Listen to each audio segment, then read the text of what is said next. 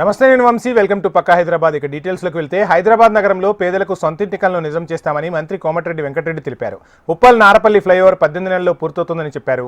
బోడుపల్లిలోని కేశవనగర్ కాలనీలోని శ్రీ అన్నపూర్ణాదేవి సహిత విశ్వనాథ స్వామి విగ్రహ ప్రతిష్టా కార్యక్రమంలో మంత్రితో పాటు ఆలేరు ఎమ్మెల్యే బీర్ల ఐలయ్య పాల్గొన్నారు.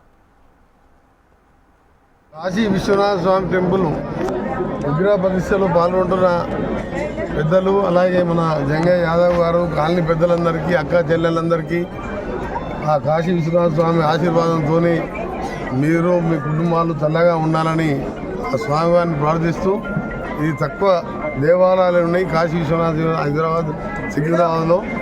బోడుపల్లి ప్రాంతంలో ఇంత మంచి ఆలయాన్ని కట్టుకోవడానికి ముందుకొచ్చి దాతలకు, దీన్ని పూనుకున్న వారందరికీ కూడా మంచి జరగాలని భగవంతుడు ప్రార్థిస్తూ, తప్పకుండా ప్రజలందరూ కూడా క్షేమంగా ఉండాలని కోరుకుంటూ స్వామివారిని ప్రార్థించడం జరిగింది.